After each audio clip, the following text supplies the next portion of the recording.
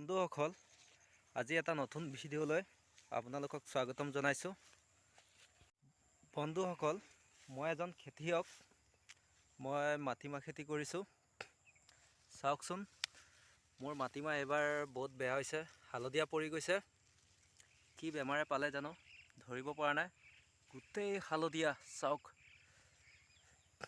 এবাৰ বহুত লছ খাইছোঁ।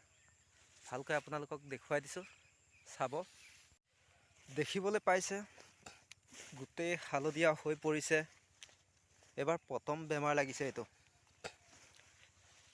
কি বেমাৰ লাগিছে, কি দৰৱ মাৰিব লাগিব, ধৰিব পৰা নাই। বিশেষকৈ একো দৰৱ প্ৰয়োগ কৰিবই নালাগে। এই বেমাৰটো কি লাগিছে তাকে ধৰিব পৰা নাই। চাওক, গোটেই অঞ্চল 5 বিঘা মাটিমাহ। চাওক, কি কৰিম, উপায় নাই। গুটি হ'বনে নহয় ভাবিয়ে মূৰ ঘূৰাই গৈছে। চাওক, একদম মাথাই কাম নকৰা হৈ গৈছে। মাটিমাহ এবাৰ বেয়া হৈ গ'ল। আমি খেতিয়ক মানুহ ন, এইবোৰতে ভৰসা নাইকিয়া হৈ গৈছে। একচুৱেলি চৰকাৰে সাহাৰ্য দিব লাগে। চাওক, গোটেই হালধীয়া পৰি গ'ল। উপায় নাই, কি কৰিম এতিয়া। চাওক,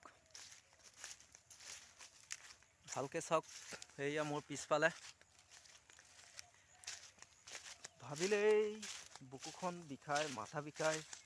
কি কৰিম, দেখিছে 5 বিঘাতকৈ বেছি আছে নেকি। চাওক, মাথা গৰম হৈ গৈছে। আপোনালোকে জানে যদি ক'বচোন, ইয়াৰ বিশেষ পদক্ষেপ আছে নেকি? এনেকৈ হালধীয়া পৰি যোৱা বেমাৰটোৰ বিষয়ে জানে যদি কমেণ্টত জনাব।